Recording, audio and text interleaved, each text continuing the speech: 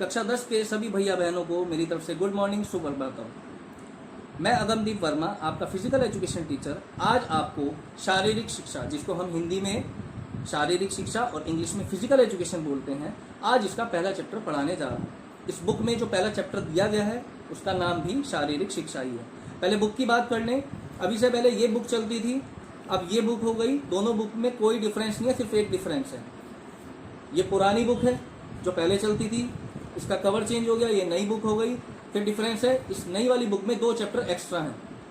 इसमें 15 चैप्टर हैं, इसमें 17 चैप्टर हैं। तो घबराने वाली कोई बात नहीं। इस वीडियो के साथ जो मैं आपको पीडीएफ भेज रहा हूँ, उस पीडीएफ को जब आप डाउनलोड करेंगे तो उसमें मैं नोट्स तो बनाई हैं, उसके साथ ही साथ मैंने जो भी चैप्टर में भेजता रहूँगा उस चैप्टर की पिक क्लिक करके पीडीएफ बना के भेजता रहूँगा। तो अगर आपके पास बुक नहीं भी है तो भी कोई परेशानी वाली बात नहीं है, क्योंकि आपको हर बार होमवर्क में नोट्स के साथ बुक के चैप्टर की भी इमेजेस मिलेंगी। आप उसमें से चैप्टर को जरूर पढ़ें। देखिए, बहुत लंबी वीडियो मुझे नहीं बनानी, एक चैप्टर का कंसेप्ट क्लियर करना है। पहला चैप्टर है शारीरिक शिक्षा, तो आज मैं उसके बारे में बताऊंगा क्या है और क्यों जरूरी है। बाकी जो मैं चैप्टर की इमेजेस आपको भेज रहा हूँ वो डाउनलोड करके आप इस पूरे चैप्टर को पहले पढ़ेंगे, उसके बाद अपनी नोटबुक में जो मैंने नोट्स बनाए हैं उनमें से काम उतारेंगे। तो बात करते हैं शारीरिक शिक्षा। शारीरिक शिक्षा 2 शब्दों से मिलकर बना है, शारीरिक प्लस शिक्षा। शारीरिक शब्द किस लिए यूज किया गया है? हमारी शरीर संबंधित। शारीरिक मीन्स शरीर संबंधित, और शिक्षा का मतलब एजुकेशन, जानते हैं सब, ज्ञान मिलना, नॉलेज मिलना। तो शारीरिक शिक्षा वह शिक्षा है जिसके माध्यम से हमें शरीर संबंधित ज्ञान प्राप्त होता है। सबसे पहली चीज तो ये कि शारीरिक शिक्षा है क्या। उसके बाद क्यों जरूरी है। अब 10th क्लास में आगे इतने सब्जेक्ट हो गए, एक ये और सब्जेक्ट बढ़ा दिए, क्यों? तो उसके लिए मैं आपको बताना चाहूंगा, आज का टाइम बहुत खराब टाइम। देखिए, आज हम ये भी कह सकते हैं कि एक मशीन टाइम हो गया। आज हम पूरी तरह से मशीनों पे डिपेंड हो गए। जो काम पहले हम बहुत ज़्यादा मेहनत से, बहुत ज़्यादा समय लगा के करते थे, आज वो काम हम मशीनों की हेल्प से बहुत कम समय में और बहुत कम मेहनत से उस काम को हम कर लेते हैं इजीली। लेकिन उससे इफेक्ट क्या पड़ा? उससे इफेक्ट ये पड़ा कि मनुष्य की कार्य क्षमता धीरे धीरे धीरे घटती जा रही है। और कार्य क्षमता अगर घट रही है इंसान की, तो इम्यूनिटी यानी रोग प्रतिरोधक क्षमता भी घटती जा रही है। और इसीलिए ऐसे नए नए रोगों का नाम सुनने को मिलता है जिनका पहले कभी नाम भी नहीं सुना था। जैसे अभी लेटेस्ट चल रहा है कोविड-19, पहले कभी सुना नहीं सुना। और बहुत सारी बीमारियां जैसे शुगर, थायराइड, बीपी, ये बीमारियां पहले नहीं होती थी। महाराणा प्रताप, पृथ्वीराज चौहान के समय में ये बीमारियां, जब राजा महाराजा होते थे, नहीं होती थी। क्यों? क्योंकि खाली समय में वो लोग व्हाट्सएप नहीं चलाते थे, इंस्टाग्राम नहीं चलाते थे, है ना, फेसबुक नहीं चलाते थे। वो फ्री टाइम में क्या करते थे? तलवारबाजी की, कुश्ती कर ली, घुड़सवारी कर ली, शिकार खेल लिया। वो खाली समय में ये सब करते थे, तो उनका फिजिकल होता था। आज फ्री टाइम में बच्चा मोबाइल यूज करता है तो फिजिकल करता ही नहीं। इसलिए बोलते हैं कि 24 घंटे में से कम 1 घंटा हम फिजिकल जरूर करें। चाहे हम उसमें डांस करें, चाहे वॉक करें, रनिंग करें, योगा करें, स्पोर्ट्स करें, जिम्नास्टिक, कुछ भी करें, लेकिन 1 घंटा हमें अपने शरीर को जरूर देना चाहिए। तो मैं बात कर रहा था कि आज हम पूरी तरह मशीनों पे डिपेंड हो गए हैं। बहुत सारे एग्जाम्पल हैं। जैसे पहले हम अगर यात्रा करते थे, कहीं हमें जाना होता था, तो हम कैसे जाते थे? हम पैदल जाते थे। आज या साइकिल पे जाते थे, उस पर भी एक्सरसाइज हो जाती थी। आज अपने व्हीकल से जाते हैं।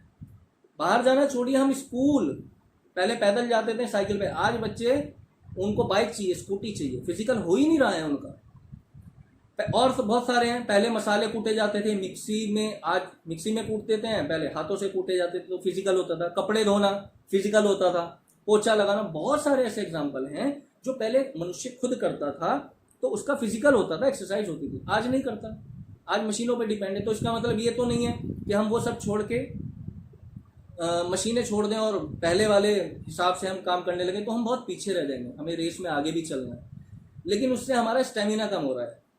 तो इसीलिए कहा जाता है 24 घंटे में 1 घंटा हम फिजिकल जरूर करें। सब करें, चाहे कुछ भी करें, चाहे सूर्य नमस्कार कर लें, लेकिन जरूर करें। अब कार्य क्षमता घटती कैसी है, मैं एग्जाम्पल देता हूँ। अगर मैं आज आपको बोलूँ कि आज आपको 4 किलोमीटर रनिंग करनी, आप नहीं कर पाओगे। अगर आप रेगुलर प्रैक्टिस पे नहीं हो तो एकदम से 4 किलोमीटर छोड़ो, आप 2 किलोमीटर भी दौड़ नहीं पाओगे, 1 किलोमीटर में ही थक जाओगे। लेकिन अगर मैं आपको रोज प्रैक्टिस कराऊं तो आप 1 महीने बाद 10 किलोमीटर भी दौड़ सकते हो। कैसे? आपका स्टेमिना यानी कार्य क्षमता बढ़ गया, आपने रोज वो काम किया, बॉडी हैबिचुअल हुई, आपका स्टेमिना गेन हुआ। तो शारीरिक शिक्षा के जो अंदर एक बहुत बड़ा समुद्र है, बहुत सारी चीजें आती हैं, जिसमें ये जो मैंने अभी नाम लिए थे, पीटी, ड्रिल, योगा, जिम्नास्टिक, आसन, गेम्स, ये सब आता है। शारीरिक शिक्षा का ये प्रैक्टिकल पार्ट है। और थियोरेटिकल पार्ट क्या है? ये बुक, जिसमें हम फिजिकल एजुकेशन को समझते हैं। फिजिकल एजुकेशन में क्या पता चलता है? हमारे शरीर के लिए क्या अच्छा है, क्या बुरा, क्या करने से क्या फायदा होगा, क्या नुकसान, क्या खाने से फायदा होगा, क्या खाने से नुकसान होगा। तो ये इस बुक से पता चलता है। तो इसके दो पार्ट हैं। तो प्रैक्टिकल पार्ट हो गया, गेम, स्पोर्ट्स, जो करना है खेलिए खूब, योगा कीजिए, आसन कीजिए। दूसरा ये थ्योरी, और इस थ्योरी को इसीलिए कंपलसरी किया गया है ताकि बच्चा जब इसको पढ़ेगा तो उसको समझ आएगा कि उसके शरीर के लिए क्या अच्छा है, क्या बुरा। इसीलिए आज के समय शारीरिक शिक्षा की इतनी ज्यादा आवश्यकता है। हमारे पहले जो पहली जनरेशन है, वो लोग, उनके टाइम में एंड्रॉयड फ़ोन नहीं होते थे, वो मॉर्निंग वॉक करते थे, वो इवनिंग वॉक करते थे। लेकिन आज हमने सब खत्म कर दिया। हम रात को सोने से पहले मोबाइल चलाएंगे, सुबह उठते ही मोबाइल चलाएंगे। ठीक है, चलाइए, अपडेट होना पड़ेगा आपको, लेकिन फिर वही घूम के बात आती है, 24 घंटे में से 1 घंटा जरूर अपने शरीर के लिए आप निकालिए। तो शारीरिक शिक्षा की आज के समय हमें बहुत ज़्यादा आवश्यकता है, बहुत ज़्यादा इम्पोर्टेंट सब्जेक्ट है। इस चैप्टर को मैंने आपके जो इमेज क्लिक करके आपको भेजा है, इस चैप्टर को अच्छे से पढ़ें, समझें। इसमें कुछ पॉइंट्स दिए हैं काफ़ी, आपको कुछ ना समझ आए तो ग्रुप में ही मैंने आपको PDF भी भेज दी है। ग्रुप में से आपको मेरा नंबर मिल जाएगा, आप मुझे कॉल या मैसेज करके आपको जो भी पूछना है आप पूछ सकते हैं एनी टाइम। और आपका ये पहला चैप्टर था। नेक्स्ट टर्न पे आपको मैं नेक्स्ट टर्न की वीडियो भेजूंगा। अभी इसके साथ 1-2 टर्न में आपको इसके क्वेश्चन आंसर्स भेजूंगा, वो आप अपनी कॉपी में उतारें। और कोई समस्या आती है तो आप मुझसे कांटेक्ट कर सकते हैं। Thank you.